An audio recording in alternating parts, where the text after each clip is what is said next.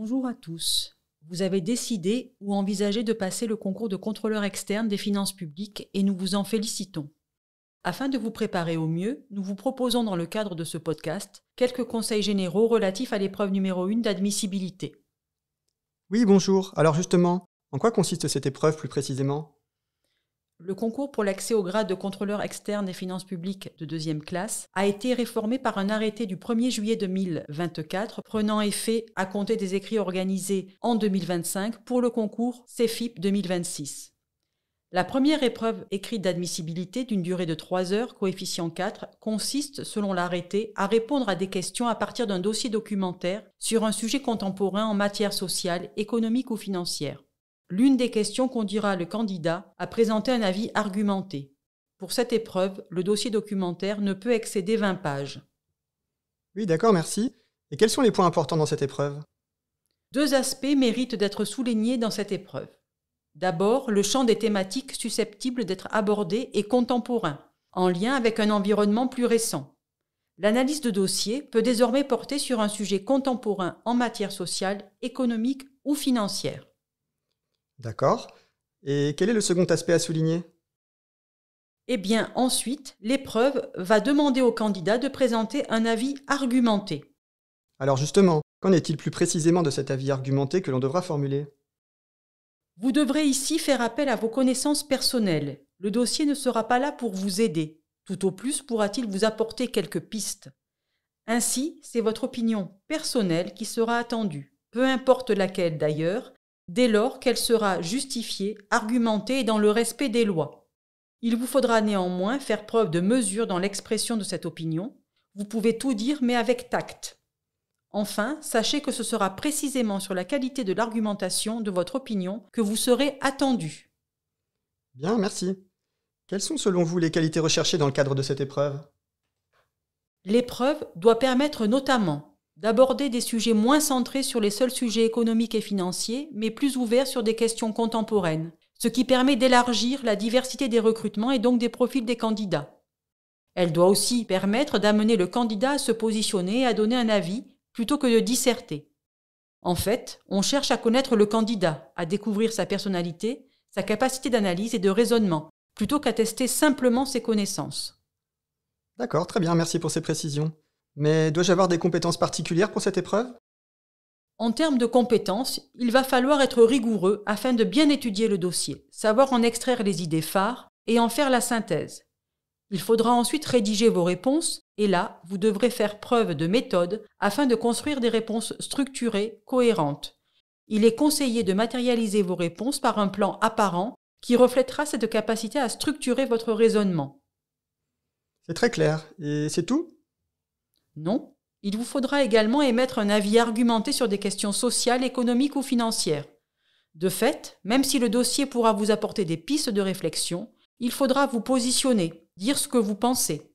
Et donc vous intéresser à toutes ces thématiques en amont de l'épreuve sera un atout indispensable. Lire la presse générale et spécialisée vous aidera dans cette démarche.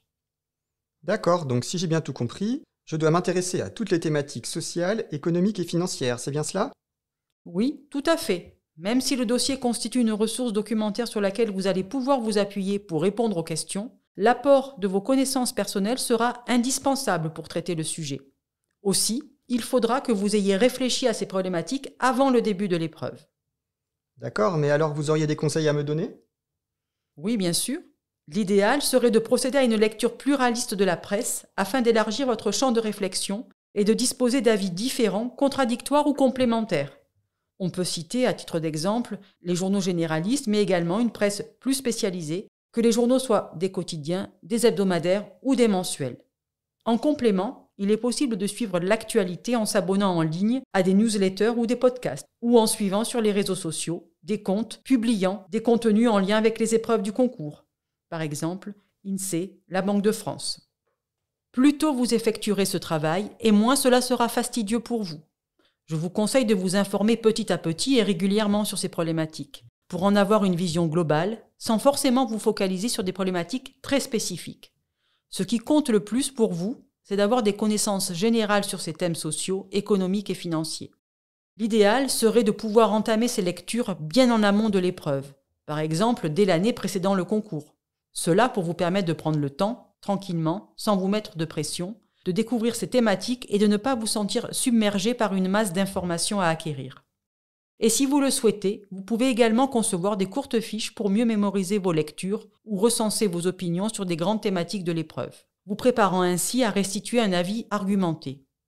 Il est tout à fait possible d'utiliser les outils d'intelligence artificielle pour confectionner des fiches de révision, en veillant néanmoins à la véracité des informations restituées.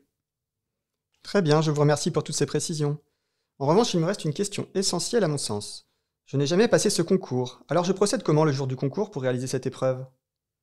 Eh bien, je vais vous proposer une méthodologie en 5 étapes qui pourra vous permettre de réussir cette épreuve. D'accord. Et en quoi consiste cette méthodologie ? C'est très simple. Voici ce qu'on peut vous présenter. Sur les 3 heures que dure l'épreuve, je vous conseille de réserver 1h30 à sa rédaction. Il vous restera donc ensuite 1h30 pour étudier le sujet, trouver les éléments de réponse dans votre dossier, penser aux arguments que vous mettrez en avant dans la question impliquant un avis à formuler et enfin concevoir vos plans. Je vous propose donc de décliner les 5 étapes de cette méthodologie. En étape 1, il vous faudra dans un premier temps découvrir le sujet et le dossier. Vous allez ici lire simplement le sujet pour vous en imprégner et vous imprégner des thèmes sans aller plus loin. Ensuite, vous lirez la liste des documents qui suit le sujet. Cela vous permettra de savoir quel document serait utile pour chaque question. Si l'intitulé du document ne vous éclaire pas sur son contenu, vous pourrez alors voir le document lui-même pour lire les premières phrases ou détecter des caractères gras ou autres éléments distinctifs vous orientant sur son thème. Étape numéro 2. Après la lecture du sujet et l'analyse du sommaire, vous passez à celle de l'analyse approfondie de la question. Vous décortiquerez chacune des questions pour bien identifier la thématique et éventuellement la problématique qu'elle renferme. Cela vous évitera de faire éventuellement un hors-sujet. Étape numéro 3. Lorsque vous aurez terminé, vous passerez à l'étape numéro 3, qui consiste à analyser de manière approfondie le dossier. À ce stade, vous saurez pour chaque question quels sont les documents qui vous seront utiles. Vous les étudierez en profondeur pour en retenir les idées essentielles et en faire une synthèse. Concernant la question impliquant un avis argumenté, c'est à ce stade que vous recenserez vos éléments de réponse, qui seront issus essentiellement de votre réflexion, mais également en partie du dossier. Lorsque vous aurez terminé, vous allez passer à l'étape suivante, la 4, qui consiste à rédiger vos réponses. Ah, intéressant, il s'agit en effet d'une étape que je redoute. Vous auriez quelques conseils à me donner ?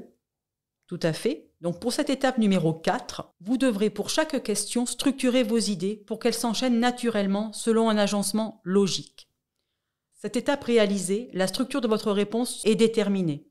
Il est conseillé de mettre en avant cette structure par un plan apparent et équilibré, avec des titres, grand 1, grand 2, et sous-titres A et B, qui annoncent les parties, grand 1 et grand 2, et les sous-parties afférentes A et B.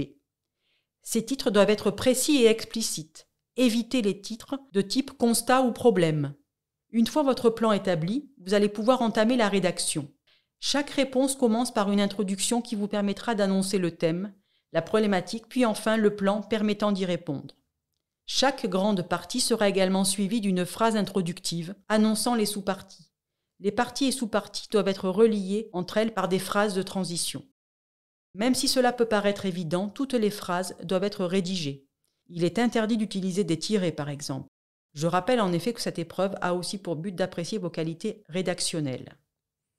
Et sur la forme, justement, vous auriez des recommandations ? Tout à fait. Idéalement, les différents arguments et idées doivent être articulés par des liens logiques. Lors de la rédaction, pensez à soigner votre présentation.